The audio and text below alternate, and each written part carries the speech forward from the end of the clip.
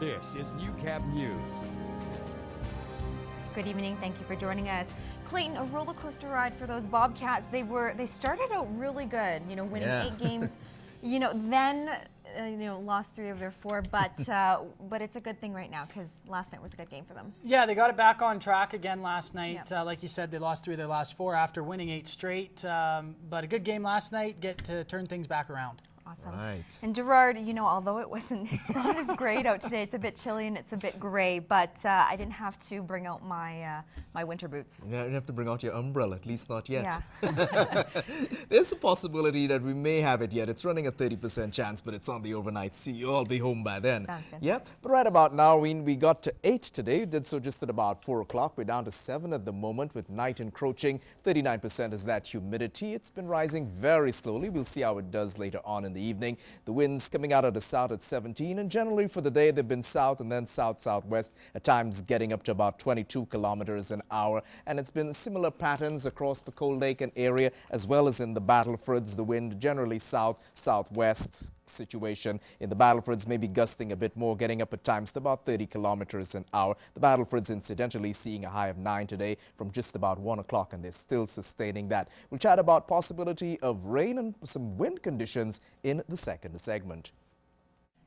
A 55-year-old man has died in hospital after succumbing to his injuries from a rollover accident this morning.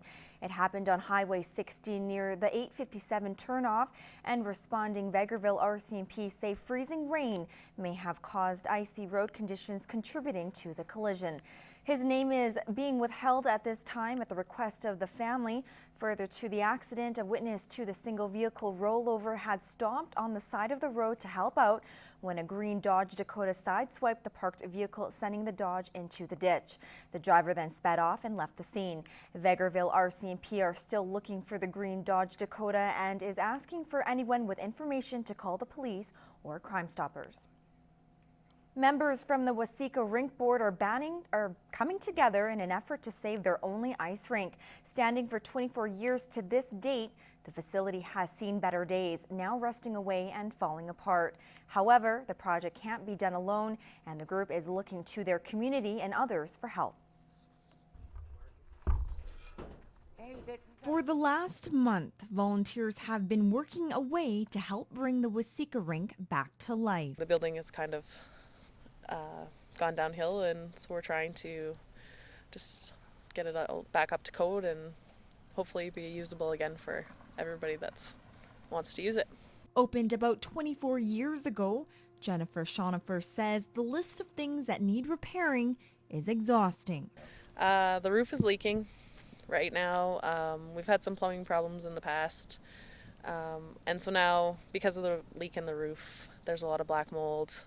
There's a lot of rot. At an estimate of $22,000 for upgrades, board members are relying on volunteers, fundraisers, donations, and sponsorships to foot the cost, not taxpayers' money.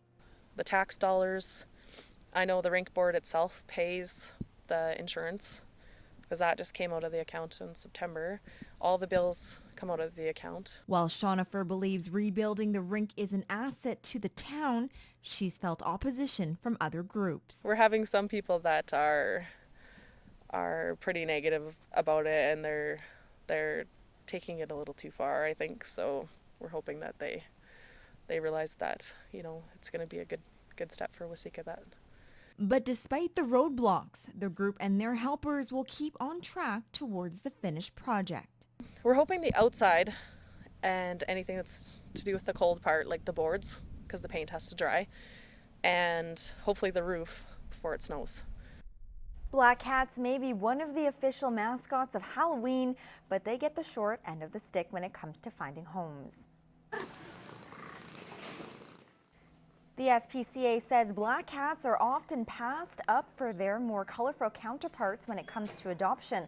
But the local Lloydminster shelter is using Halloween to boost their popularity in hopes of finding some friendly black felines great new homes.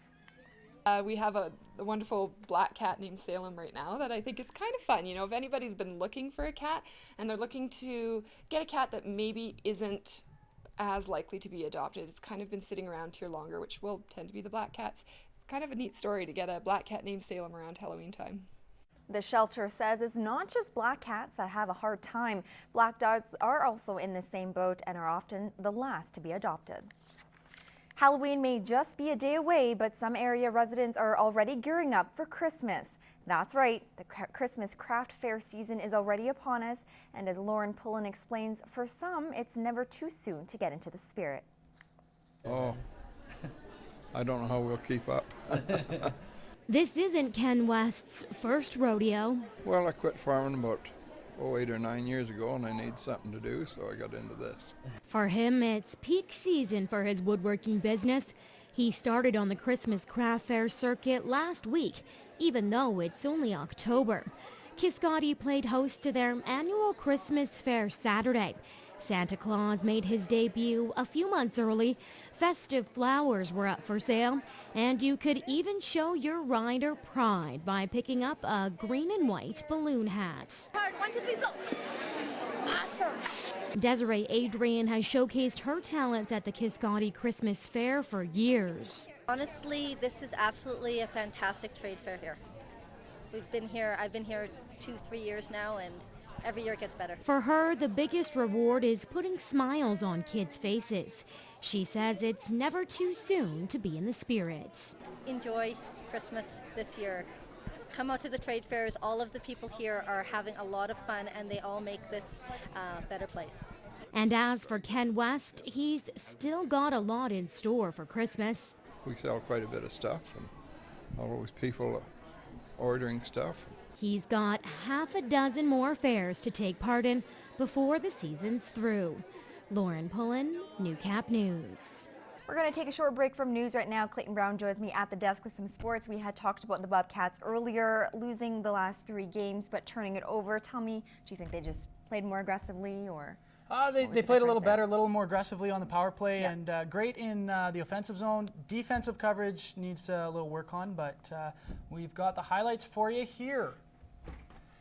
After reeling off 8 straight wins, the Lloydminster Bobcats have lost 3 of their last 4. They were looking to turn things around against the Canmore Eagles last night, but they'd have to do it without their star goaltender, Tyler Briggs, who is in Abbotsford, BC for the World Junior A selection camp. We'll pick it up late in the first, 1-0 Bobcats. Defenseman Josh Atkinson will turn it up ice and lead the 3-on-2. The puck will end up on Topher Flanagan's stick, but he can't slide it by Michael Salmon. It stays 1-0 after 1. With 5 to go in the second, tied 1-1 now, the Eagles on the power play. The point shot blocked in front, but comes straight out to Nicholas Kosman, who just rips it by Martin. Eagles lead with the 1-goal lead. But it'll be short-lived. Only 56 seconds later, Canmore's Riley point in the box. Jeff Lorenz swings high and fires the shot wide. Comes off the boards right to Flanagan, and this time he doesn't miss. It's tied at 2. Then Luke Simpson will turn it over just inside the Bobcats' blue line. Marcineau gets it to Harris, who tips it by the Eagles' D-man. And Flanagan's there and spots it just inside the far post for his second of the game. Lloydminster jumps ahead 1. But they aren't done there as Mike Zagragan jumps on the loose puck and caps off a 3-goal outburst in just a minute 35. And it is 4-2 after 2 periods. In the third, the Bobcats keep coming. Corey Chisholm will find Kyle Bowen, who seals the deal as Lloydminster takes it 5-2. I don't think we played a real good game tonight. I think we played in spurts. I think we got a lot better in the third period. Probably rate us about a 6.5 out of 10 compared to about a 5 in the first 2 periods. Yeah, it's good to get back after that tough loss in St. Albert. Thought we played pretty good at times, but kind of got scrambling there at the start of the second, but it's good to get the W. And with the win, the Bobcats move to 26 points and into a tie with Sherwood Park Crusaders for 4th in the North Division, 8 points back of the first place Spruce Grove Saints. Looking ahead at the schedule, Lloydminster's next game will be against those same Saints as they travel to Spruce Grove this Wednesday, hoping to make up ground on the division leaders. Puck drop is at 7:30. As for the Bonnyville Pontiacs, they will have a full week off before back-to-back games against the Brooks Bandits and the Okotoks Oilers, beginning Friday at 7 o'clock in Brooks. We'll move to the Midget AAA Baker Hughes Bobcats. They were also in action this weekend as they made a southern road trip to Calgary to take on the Flames and the North Stars. First up for the Baker Hughes Bobcats was the South Division leading Calgary Flames last night. Lloydminster was able to squeeze out the 6-6 tie. They were actually down 6-2 at one point in this game, but they rallied back as Spencer Gosling tied the game with only 35 seconds left, and the Bobcats earned the 1 point the hard way. But there'd be no comeback this afternoon for Lloydminster as the Calgary North Stars scored an empty netter and take the game 5-3. The minor AAA Rohan Rage had a pair of games as well. They were on the road Saturday in St. Albert and then back home here today. In St. Albert, the Rage couldn't get anything going offensively as they dropped last night's game to the Raiders 5-0. They were back at it this morning, taking on CAC United Cycle from Edmonton, and the offense wasn't a problem as the Rage skated to a 5-2 victory. After a successful start to the weekend for the Rustlers men's and women's basketball teams, both earning W's over the Concordia Thunder, they looked to make it 2 in a row last night. The women tipped off at 6 o'clock, and for the second straight night, they knocked off the Thunder, this time 72-64. Amy Warbick had another big game, playing nearly 35 minutes, putting up 13 points to lead all players. The women sit tied for second with Nate, 2 points back of Grant McEwen. The men would follow that up with a victory of their own, a 95-77 win. Aaron McGowan would go 6 for 9 from the field and 4 for 6 from the line as he dropped a game-high 19 points. The men now sit atop the ACAC North Division with a record of 4-0. After a shocking loss Friday night in overtime to the 7th seed Thorhild Titans, the Lloydminster Bandits looked to rebound with a win as they traveled to Saddle Lake last night. And the Bandits seemed to take their frustration from Friday night's upset out on the Warriors. They put 64 shots toward tender Matthew Johnson and shut out Saddle Lake 15-0. The Bandits are 6-1, 0-1 on the season.